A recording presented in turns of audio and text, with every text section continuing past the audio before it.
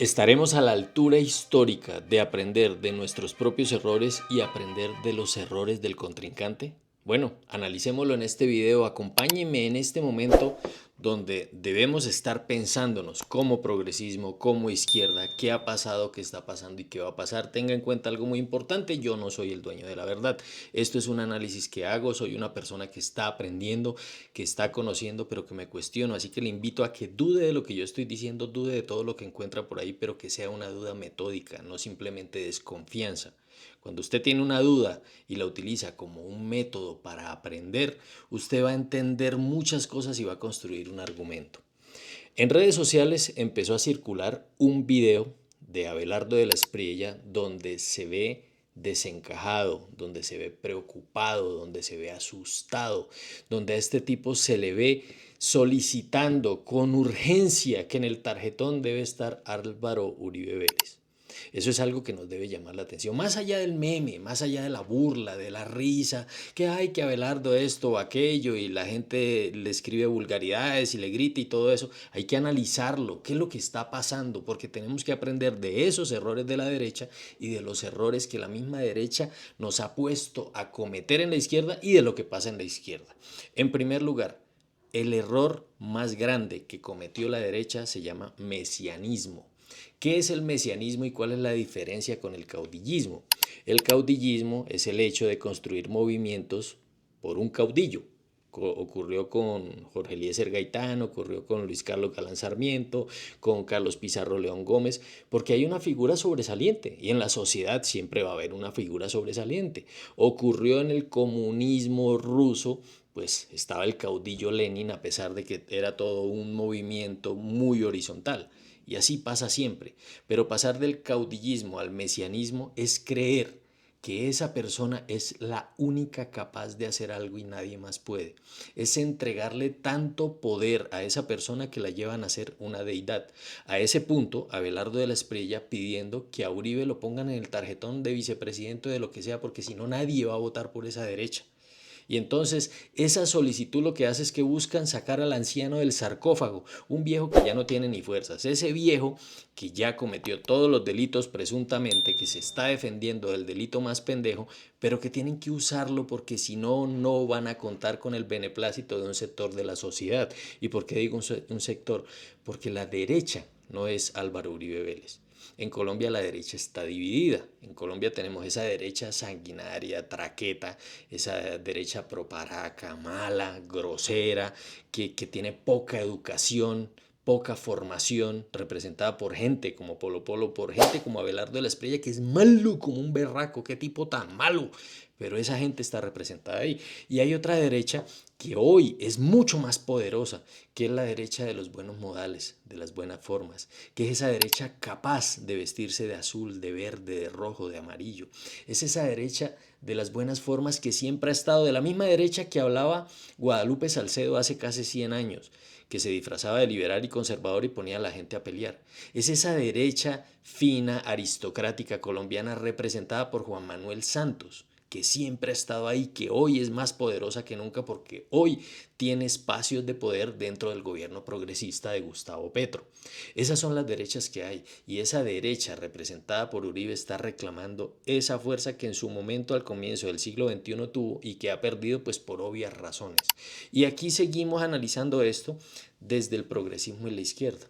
¿Será que podemos aprender de esos errores o vamos a caer en lo mismo? ¿Va a seguir usted con la pendejada o gente que usted conoce de Petro, presidente 2026-2030, reelección de Petro, tenemos que reelegir a Petro? No más. La izquierda no es Gustavo Francisco Petro Urrego.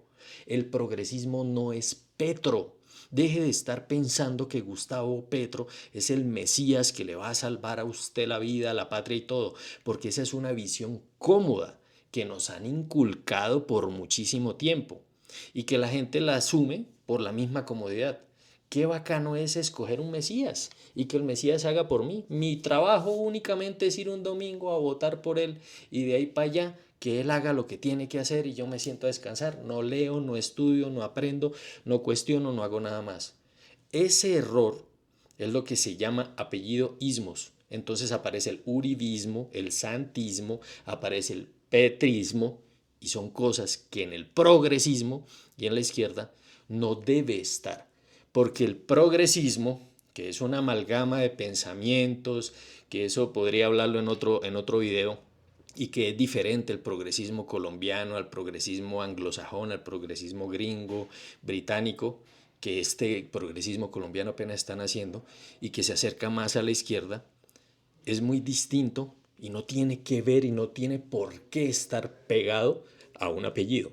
No tiene por qué estar pegado a una visión de un Mesías y es algo con lo que tenemos que romper. Sumado a una narrativa muy dañina que se ha inculcado por mucho tiempo y es una vaina supremamente llamativa que incluso la misma izquierda la ha absorbido así.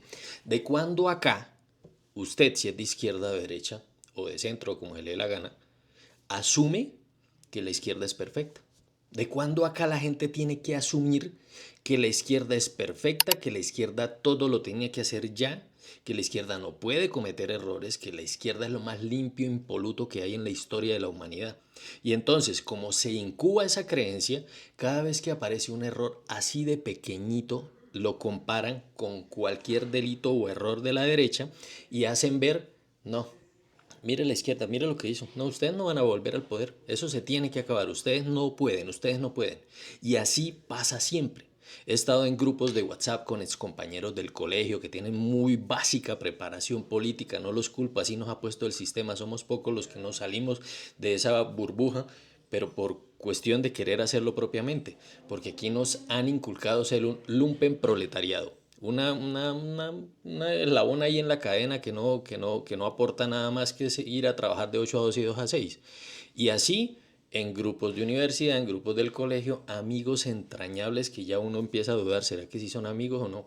Gente que uno empieza a ver en redes sociales que publica burlas, como que, mire, disque el cambio, y no hacen sino cagarla, mire los disque brindando, pero no se sientan a hablar, o cuando uno se sienta a hablar con ellos, hablemos de los falsos positivos, hablemos de la escombrera, hablemos de Reficar, hablemos del robo de Odebrecht, hablemos de todo lo que pasó cuando los paramilitares tenían el 30% del Senado. No, eso no. De eso no se habla, porque es como si no hubieran sido errores, o si fueron errores, ay, ya pasó. Pero no, hablemos de Nicolás Petro, es el colmo. ¿Cómo así que Nicolás Petro? Y entonces, ¿qué es lo que pasa? No entendemos que la corrupción es transversal a la humanidad. Es decir, hay corrupción entre negros, blancos, indígenas, hay corrupción de asiáticos, hay corrupción de enanos, hay corrupción, puede ser gordo, puede ser flaco y no, eso no es gordofobia, hay corrupción en la comunidad LGBTI, hay corrupción en todas partes. Eso no tiene que ver con una corriente de pensamiento o no. Que hay unas corrientes de pensamiento donde más se ha visto, eso es distinto porque se ha inculcado en una forma. Por ejemplo, dentro de las derechas en Colombia es muchísimo más corrupta la derecha uribista que lo que representa la derecha aristocrática que siempre ha estado por más de 200 años en Colombia. Ese tipo de cosas, cuando empezamos a entenderla, nos damos cuenta de la narrativa y el relato que se construye. Entonces, llega un presidente como Gustavo Petro con una propuesta o lema, porque toda campaña presidencial tiene un lema, ¿sí? Y ese lema es un lema, un grito de batalla, llamémoslo así, donde se llamó el gobierno del cambio. El gobierno del cambio no quiere decir, y lo dije en el 2021, lo dije en el 2022, el mismo presidente lo dijo, mucha gente lo dijo, pero no. El relato que construyen los medios desde la derecha y mucha gente incluso de la izquierda se comieron el cuento que es que el cambio era que Petro se posesionaba el 7 de agosto y ya el 10 de agosto era, todo el país era bilingüe, el peso valía más que el dólar, entonces ya éramos un país supremamente desarrollado, con armas nucleares, con un montón de cosas. Cuando uno dice, ¿por qué ese pensamiento tan vacío? ¿Por qué ese pensamiento tan estúpido? ¿Y por qué la gente está creyendo eso, tanto en la izquierda como en la derecha? Porque nos han inculcado eso. ¿Con qué fin? Con el fin de la misma manipulación. Y es que cuando yo le inculco a un sector de la sociedad que esta persona que está acá es perfecta y va a hacer todo bien, y comete un error, yo lo puedo señalar, me puedo burlar y puedo decir, si ve, ya no van a gobernar más. Entonces pasan cosas como las que ha ocurrido. Y ocurre un consejo de gobierno y salen los medios, salen los bien pensantes políticos de centro que nunca aportan nada y que aparte de todo pues son prácticamente unos profetas del pasado, a decir, este es el peor desgobierno de la historia, este es el colmo, nunca antes, pero nunca antes habíamos visto esto. Y entonces le incuban a la gente eso de que no, al 2026, o sea, ya le dimos la oportunidad al progresismo, no fueron capaces, quiten de ahí, tenemos que seguir la derecha que siempre ha estado, quiten de ahí que tenemos que seguir. Y esa idea empiezan a inculcarla en mucha gente, gente que no lee, gente que no estudia, gente que se queda con el titular del video que le mandaron por WhatsApp, gente que se queda ahí con lo poquito que medio alcanza su entendimiento, y hay gente reaccionaria que se para y agarra pintura gris y van y tapan un mural porque la cabeza no les da para construir, para hacer un mural, sino que tienen que destruir el del otro. Ese sector de la sociedad es grande y ahí es donde está el reto del progresismo y la izquierda. ¿Es el progresismo, es la izquierda capaz de superar la imagen de Gustavo Petro? ¿Es la izquierda, es el progresismo capaz de recibir el relevo de Gustavo Petro y seguir adelante con una propuesta de país? Con la misma propuesta que trajo Gustavo Petro, que hay que mejorar y que hay que sacar adelante y que no se va a tomar 4 ni 8 años, que pueden ser 5 o más gobiernos. ¿Somos capaces de eso? ¿Estamos a la altura histórica? ¿O sencillamente vamos a hacer como hacen muchos influencers tibiecitos que uno encuentra en Twitter, que uno encuentra en YouTube, que están ocupados buscando el like, buscando el beneplácito y que ya por estos días están, estoy arrepentido, ay, es que Petro me desilusionó, estoy arrepentido? Vamos a estar como esos influencers que sencillamente estaban esperando milagros de 1 año o 2 años y que entonces ya están supremamente decepcionados y que más bien, ay, entreguémosle esto a lo que teníamos antes, o vamos a ser capaces de construir y reconocer cosas muy importantes, que Gustavo Petro fue la persona que nos dio la posibilidad de salir del closet a los mamertos, a la gente de izquierda, a la gente de pensamiento diferente, sin miedo, porque veníamos de un miedo putamente bravo, donde uno no podía decir que era de izquierda porque tenía las águilas negras encima, porque la misma familia se burlaba, porque cada vez, incluso todavía, uno se reúne con amigos a un asado o algo, y el foco de burla es el izquierdoso, es el de izquierda, y entonces se burlan, que la misma burla estúpida de siempre, Nicolás Petro, Nicolás Petro, como si Nicolás Petro fuera hijo mío, como si yo tuviera que defenderlo o algo por el estilo. Ese bobo huevón lo que hizo fue un delito y tiene que pagar y ya, eso es todo. Olmedo López cometió un delito con la Unidad Nacional de Gestión del Riesgo y eso es todo, pero no, esos dos son el foco de algo gigantesco y por eso el progresismo y la izquierda no pueden seguir en el poder y la misma izquierda se está tragando ese cuento por culpa de muchos influenciadores como esos que usted ve por ahí, esos que están saliendo ahora, que son muy ecuánimes, que son bien pensantes, que ellos se sienten engañados, que ellos apoyaron a Petro, pero uy, no, esto está muy mal, yo me desligo más bien de eso porque tengo que cuidar la monetización, porque tengo que cuidar el clic. Y entonces ese tipo de influenciadores y gente del común y gente de la calle, hoy por hoy la estamos viendo que no aportaron nada, que creen que por un voto o por haber hecho 2, 3 videos en el estallido social y haber aparecido como si fueran esa juventud de influencers y creadores de contenido de izquierda, que se mostraron así, entonces ahora se están apartando porque no tienen formación política, porque no tienen una visión de país y porque estaban esperando que las cosas tenían que ocurrir ya. Esto que le estoy contando en este video es para que usted lo analice con detenimiento. ¿Somos capaces de superar la imagen y el legado de Gustavo Petro reconociendo lo que él hizo y reconociendo los errores de este gobierno, errores que se sabía que se tenían que cometer para ser opción de poder? Porque es que sí, es un error haber tenido a Mauricio Liscano, es un error Juan Fernando Cristo, es un error Armando Benedetti, Laura Sarabia y muchos errores más que no me va a alcanzar acá el video. Primero, porque somos humanos. Segundo, porque usted tiene que dejar de creer que es que la izquierda tiene que ser perfecta. Tercero, porque es la primera vez después de José María Melo, 1864 o 60, que estamos agarrando alguito de poder. Usted no puede pretender, no podemos, dentro de la izquierda y la misma derecha, no puede pretender que las cosas tenían que salir así, perfectas, bonitas, diáfanas, porque tuvimos que aliarnos con un sector de esa oligarquía de derecha de Juan Manuel Santos y todo lo que él representa para poder arañar algo.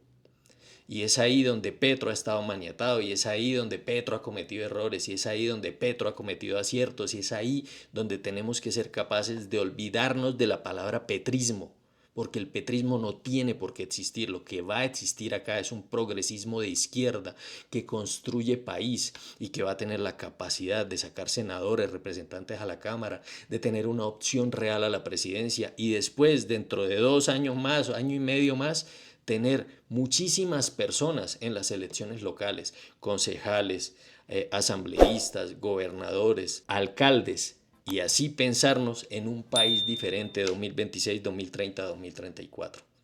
Y no estar pensando a toda hora en reelegir a Petro. Es que necesitamos a Petro, porque ahí está el error que ha cometido la derecha.